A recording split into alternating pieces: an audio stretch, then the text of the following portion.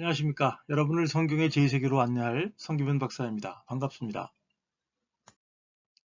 아시죠? 여러분의 성경 제2세계 공부의 필수품 구독과 좋아요, 알람 설정까지.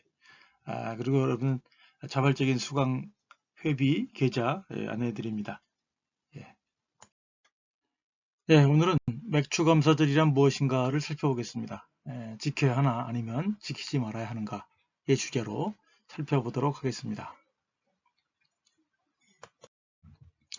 자, 이스라엘의 그 추수기와 절기를 생각해 보면요. 레위기에 따르면 이스라엘의 매년의 추수는 초실절, 즉 보리 추수의 시작과 맥추절, 밀추수의 마무리로 나눠지는데 사실은 이거는 우리가 그냥 인위적인 구분으로 보이고요. 실제로는 단락 구분이 없는 하나의 추수절기로 보아야 할 것입니다. 왜냐하면 그 출애굽기와 민수기는 초실절 없이 칠칠절만 언급하고 있고 레위기는 칠칠절과 초실절을 같이 언급하고 있다는 점이죠. 그래서 제가 앞서 말씀드린 것처럼 그 본문에는 단락 구분이 없어요. 그 이름에 대한 언급도 없고 단락 구분도 없기 때문에 하나의 묶음으로 읽어야 되지 않겠는가. 그래서 하나 시작과 끝 그렇게 보는 것이 좋겠다고 생각이 듭니다. 자, 초실절은 이제 레위기 23장 9절부터 14절에 보면 뭐라고 말하냐면 내가 너희에게 주는 땅에 들어가 수확할 때 처음 거둔 곡식, 보리죠. 첫 단을 제사장에게 가져가라는 말씀으로 시작합니다. 다시 말하면 이 레위기의 초실절 규례는 이스라엘 사람들이 가나안 땅에 들어가서 이제 실제로 농사를 져서 한 농사를 지은 경우 그때부터 이제 초실절을 드릴 수 있도록 규정하고 있는 것이라고 봐야겠습니다. 그래서 초실절은 처음에 거두는 햇곡식, 보리의 이제 첫 이삭이라고 할 수가 있겠죠. 첫 단을 하나님께 먼저 예물로 바치는 것으로 한 해의 추수의 시작을 의미합니다. 이 푸른 곡식, 아직 익지 않은 푸른 곡식은 하나님의 축복의 결실을 예견하는 그런 상징이라고 할 수가 있겠습니다. 그래서 이 초실절, 다른 칠실절도 마찬가지지만 여호와 앞에서 첫 곡식을 흔들어 바치는 트누퍼 의식과 함께 흠없는 일련된 양 한 마리를 번제물로 그리고 곡식제물과 4분의 1 흰의 포도주를 하나님께 바쳐야 했습니다. 그러니까 이거 번제물과 곡식제물과 이제 포도주는 제단에 바치고 그죠? 또 나머지는 이제 흔들어서 바치는 트누파식을 했다는 것이 되겠죠. 하여튼 이 레위기 뒷부분도 나오고 민수기 28, 29장에도 나오지만 이 제물의 목적은 태워서 음식 예물로서 여호와께서 기뻐하는 향기를 낸다라고 하는 것이 이제 주로 강조점으로 나타나고 있습니다. 초실절의 특징을 한번 살펴보면요. 초실절을 거행하기 전까지 이스라엘 사람들은 그 해의 곡식을 먹을 수가 없었다. 초실절을 치르기 전까지는 금식을 했다는 얘기는 아니고 새 곡식, 새 곡식을 제물을 드리기 전까지는 먹을 수 없었다. 그런 얘기죠. 이것은 마치 짐승의 첫 새끼를 하나님께 바치는 것과 유사한 행동이라고 할 수가 있겠죠. 그러니까 말씀드린 것처럼 시작, 새해의 추수의 시작을 하나님과 함께 그리고 먼저 하나님께 드린다라고 하는 것이 이제 중요한 거고요. 그래서 이처럼 먼저 드리고 감사하는 행위는 하나님이 물질적 축복을 시작하는 분이시고 또 7절에 아주 풍성한 수확을 거두듯이 더 큰 축복을 주시는 분이라고 하는 것을 믿는 그 축복을 약속하시는 분이라고 하는 점에서 이제 하나님께 먼저 드리고 감사하는 행위를 한다. 그렇게 보면 되겠습니다. 이와 같은 의식은 7절에도 동일하게 적용이 됩니다. 그래서 앞서 말씀드린 것처럼 모든 추수의 그 시작과 완성에 있어서 하나님께 추수한 것을 먼저 드리는 행위가 사용한다 라고 하는 특징이 있겠습니다. 앞서도 살짝 말씀드렸지만 초실절에는 제물들의 일부를 번제단에 태워 하나님께 직접 드리고 연기를 내서 하나님이 기뻐하는 제물로 드리고 나머지는 하나님 앞에서 흔드는 행위를 해서 하나님께 제물들 모두가 드려졌다는 것을 상징적으로 보여주고, 나머지는 이제 제사장에게 주는 그런 의식을 향하는 것이 또 특징이라고 할 수가 있겠습니다. 자, 이제 77절로 넘어가 볼게요. 레위기 23장 15절 22절에 나오는데, 레위기 초실절의 서두는 민수기의 77절의 서두와 유사합니다. 너희 77절, 즉 처음 익은 열매를 드리는 날에 너희가 여호와께 새 곡식 기물을 드릴 때에도, 이렇게 돼 있죠. 예. 그래서 처음 익은 열매라고 하는 것을 이제 우리가 초실절하고도 헷갈릴 수 있는데, 처음 익은 열매라고 하는 것은 이제 말씀드린 것처럼 밀추수죠. 밀추수의 이제 마무리 때에 77절을 드려야 된다. 77절 제사를 드려야 된다. 절기를 지켜야 된다. 뭐 그런 말을 하고 있는 거예요. 여기 이제 28장 26절은 민수기 구절을 말합니다. 자, 이 맥주절은 또 재밌는 게 이제 다양한 이름으로 사용되었어요. 그래서 레위기 자체에서는 두 번째 추수 축제에 대한 명칭이 없습니다. 또 특이하게. 그런데 이제 다른 본문들의 경우에는 그것을 밀추수의 절기로 77절 혹은 밀추수의 초실절이라고도 부릅니다. 이 맥자가 사실은 그 보리 맥자로 사람들이 오해를 해서 맥주절 그러면 보리 추수를 말하는가 이렇게 오해할 수 있는데, 이 소맥과 대맥으로 나눈다고 하죠. 그래서 소맥은 보리, 대맥은 밀가루를 얘기하는데, 이 성경 번역에 있어서 이 맥추라고 하는 것은 보리 추수를 말하는 것이 아니고 밀가루 추수를 의미한다고 하겠습니다. 예, 77절의 특징은 초실절과 나팔절처럼 하루만 쉬는 날이고요. 헷 보리 이삭을 여호와께 드린 날로부터 50일째 되는 날이라고 하는 거죠. 77절은 한 해의 절반을 마무리하는 봄 추수절기로도 그 특징을 알 수가 있겠습니다. 자, 제물의 종류는 7절에는 매일 드리는 상번제와 술제물 이외에 곡식 제물의 투누파, 그리고 술제물, 번제물을 추가로 드리는 거고요. 그 후에는 이제 정화제물과 나눔제물을 함께 드립니다. 그래서 제가 다른 데서도 말씀드렸지만 그 가장 기본적인 제물의 형태와 종류는 이제 매일 드리는 상번제, 그리고 이제 그 안식일에 드리는 제물, 그다음에 이제 다른 절기들에서는 거기에다가 추가로 얼마 이렇게 그런 식으로 제물의 내용과 종류가 결정이 되는 겁니다.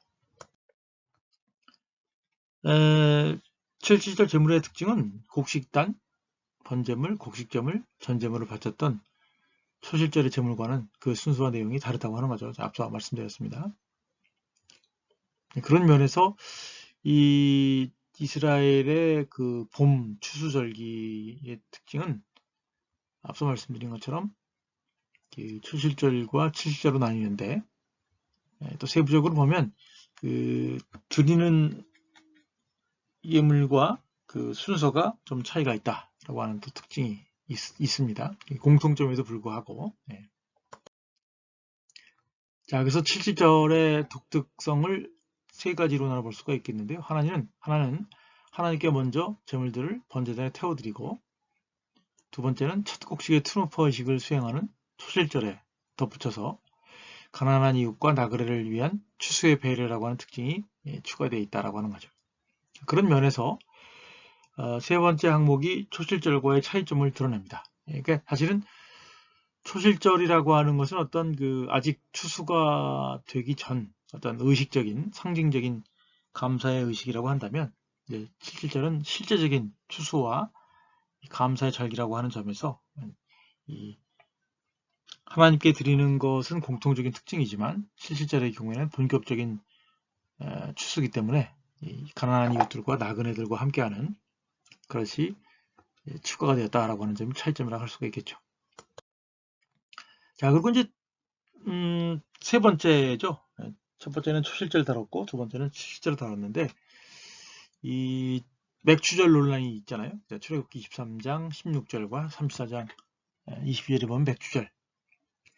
개역개정은 맥추절을 지키라. 이는 내가 수고하여 밭에 뿌린 것에 첫 열매를 거둠이라. 칠실절 곧 맥추의 초실절을 지켜라 라고 말하고 있기 때문에 이게 초실절을 말하는지 칠실절을 말하는지 헷갈린다는 거죠. 앞서 말씀드린 것처럼 이 맥추라고 하니까 이 보리를 추수하는 건지, 그래서 초실절인지 칠실절인지 보리를 추수하는지 밀을 추수하는지 헷갈린다고 하는 거죠. 그런데 이제 그 히브리어는 너희 수고의 첫 열매 비쿠레 마세카의 추수 축제 그리고 수장절을 지켜라 라고 되어 있어요. 그리고 34장 22절에 보면 밀추수의 첫 수산의 칠실절 그리고 수장절을 지켜라 그렇게 되어 있다고 하는 거죠.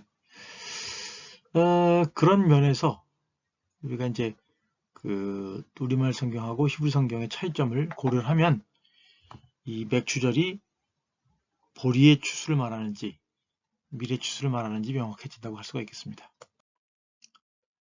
자, 그래서 이제 그 16절에 수고의 첫 열매 추수란 어느 때를 말하는가? 출애굽기 23장 15절은 무교병의 절기를 말하고 출애굽기 34장 22절은 거둘 때에도 쉬어라 라고 얘기를 하고 있다는 거죠. 그래서 16절 이 무교병 절기와 수장절 절기 사이에 있는 절기는 초실절보다는 칠칠절 밀추수를 의미하는 것으로 볼 수가 있습니다. 제가 앞서 말씀드린 것처럼 레위기는 초실절과 칠칠절을 구분하고 있는데 이 출애굽기하고 민수기는 그래서 두 가지를 구분하지 않고 칠칠절에 강조를 두고 있기 때문에 밀추수죠. 그래서 출애굽기 23장 16절은 밀추수 절기를 말한다. 칠칠절을 말한다라고 봐야 한다고 하는 거죠. 그래서 정리를 해보겠습니다. 구약의 추수절기의 특징은 가나안 땅에서 행해지는 봄추수로서 보리와 밀추수로 나뉜다. 이 추수를 통한 제사는 기존의 다양한 제물들, 술, 빵, 고기들에 추가되는 것이다 라고 하는 거죠.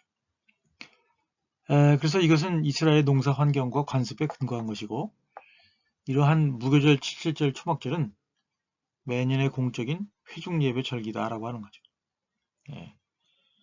구약 율법서에 보면 이제 다양한 절기들이 나오는데 사실 그 중에서 이제 무교절, 6월절 무교절, 칠칠절, 초막절만 모든 성인 남자들이 나와서 절기를 지켜야 된다라고 얘기를 하고 있다고 하는 점이죠. 그리고 제가 앞서 말씀드린 것처럼 이 추수절기는 특징이 우리가 오해하고 있듯이 그 해의 첫 소산, 주로 이제 곡식이라든지 과일이라든지 야채든지 뭐 그런 거를 바치는 것으로 우리가 오해하기 쉬운데 사실은 제가 말씀드린 것처럼 술하고 빵하고 고기가 기본으로 깔리는 그런 제사였다는 거예요. 일상적인 제사에 추수에 대한 감사가 추가되는 그런 제사였다는 것을 우리가 오해하면 안 될 것 같아요. 자, 이제 문제는 구약 절기를 어떻게 적용할 것인가 라고 하는 문제가 있다는 거죠. 사실 이제 그 간단하게 먼저 말씀을 드리면 안식일 주일 논쟁과 마찬가지로 처음에는 기독교에서 구약 절기의 폐지 혹은 그리스도의 영적인 완성으로 이해를 했어요. 그러다가 아주 후대에 이르러 이제 구약 절기의 문자적 적용 혹은 기독교적 적용으로 변화한다고 하는 거죠.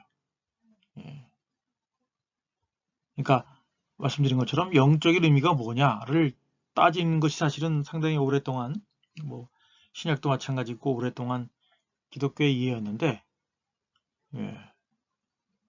아마 현대에 들어서서 그죠? 현대에 들어서서 한국 기독교가 아마 6월절만 지키고 그죠? 6월절만 지키고 나머지 절기를 은근히 어떻게 하다가 다 이렇게 지키는 상황으로 변화되었다고 하는 거죠.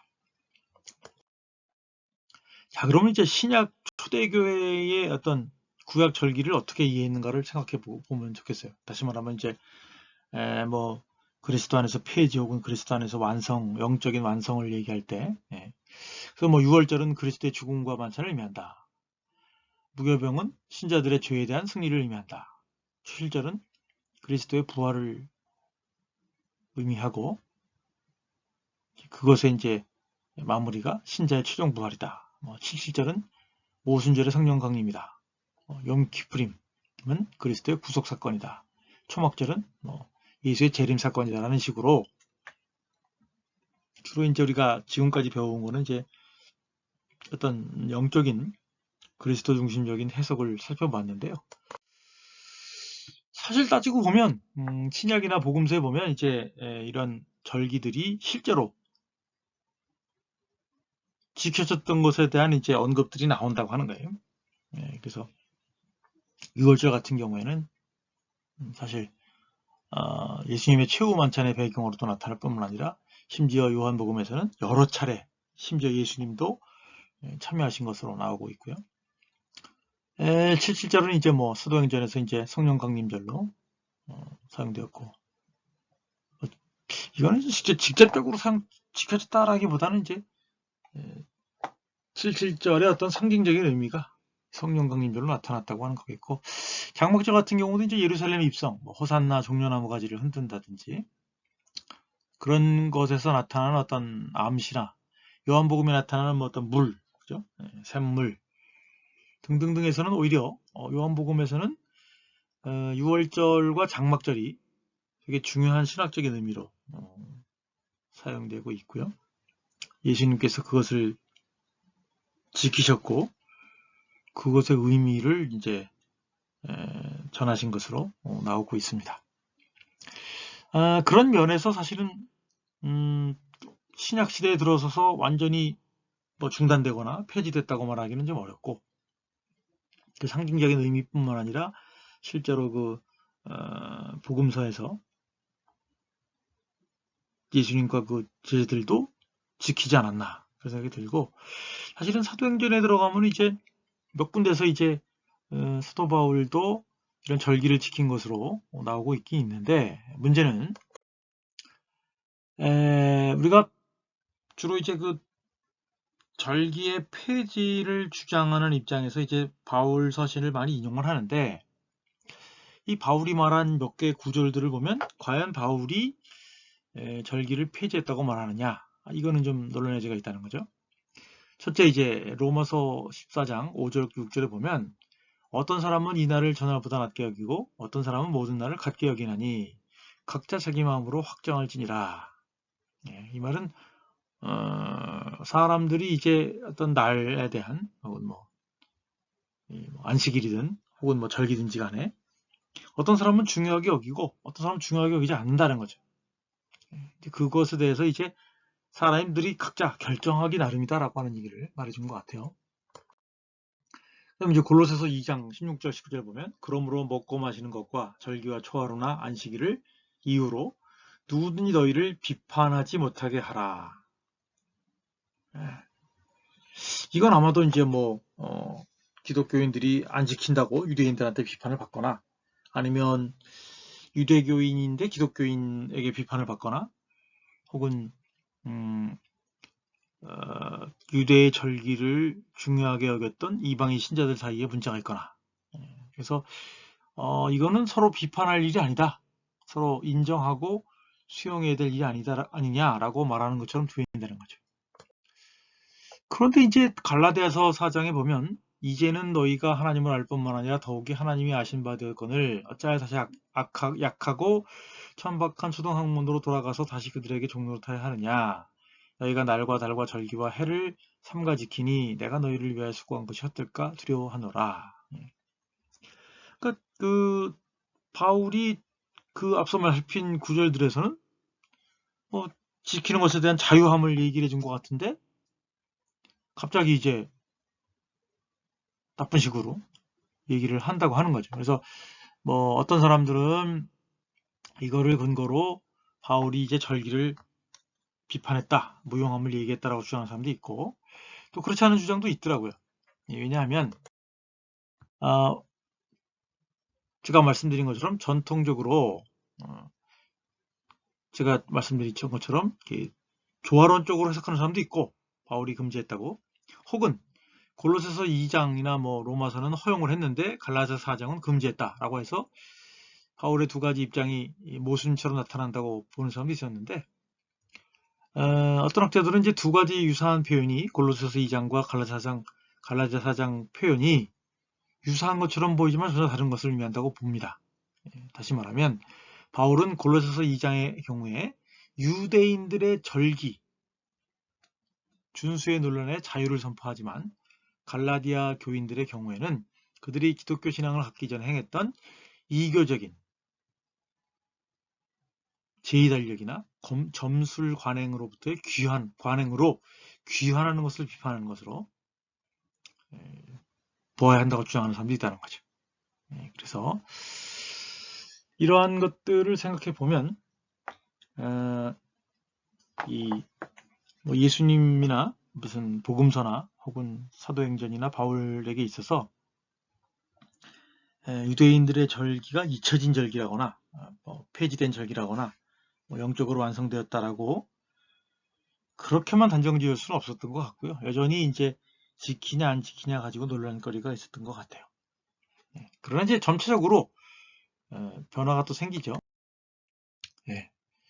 그래서 이제 기독교 초대교회 기독교를 넘어서서 이제 역사가 진행되면 다음과 같이 이제 측면에서 이제 대체가 되는 것 같아요. 첫째는 절기의 실행은 전체적으로 중지된 것이다.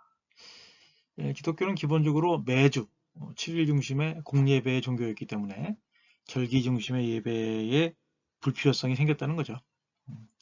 또 기독교는 구약처럼 농사 중심의 1년 주기의 종교는 아니었다고 하는 거죠. 그리고 기독교는 그리스도의 생애 중심의 새로운 절기를 만들었고 또 기독교는 유대인들에서 이방인들의 종교로 전환되었기 때문에 유대인들의 어떤 삶으로서의 어떤 삶과 문화로서의 어떤 종교의식, 예배, 습관이 전환되었다고 볼 수가 있겠죠.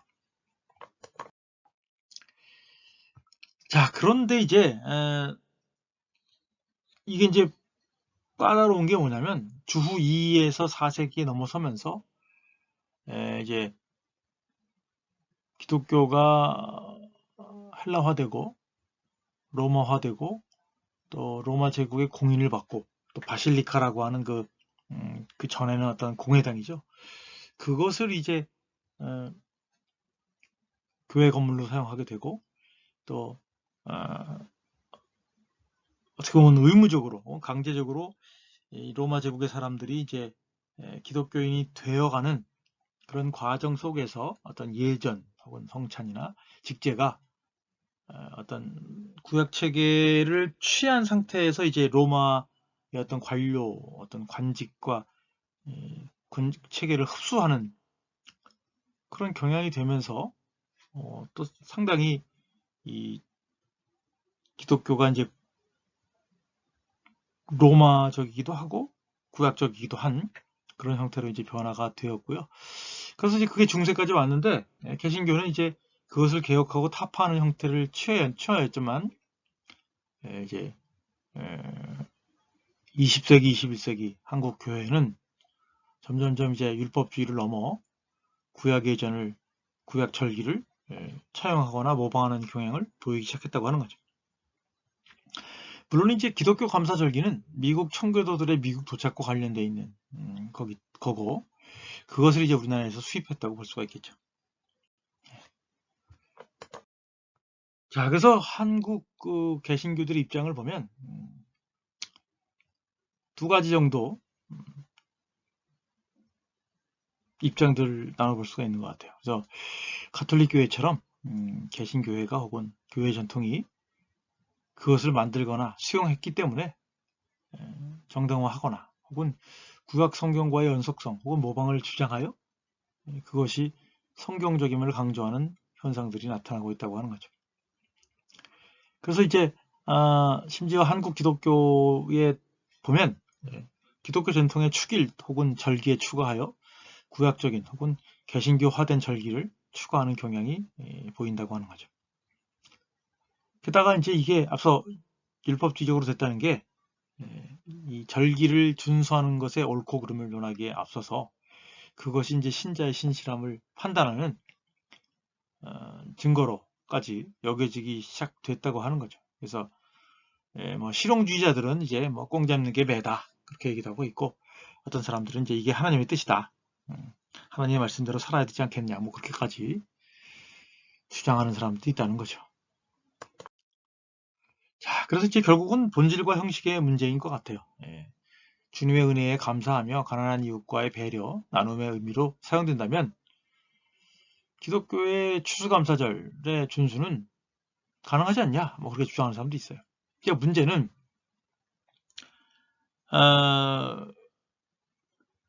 추수감사절이 그 10월 달에 있는 추수감사절이 있는데 또 이제 뭐 맥추감사절, 초실절 그래가지고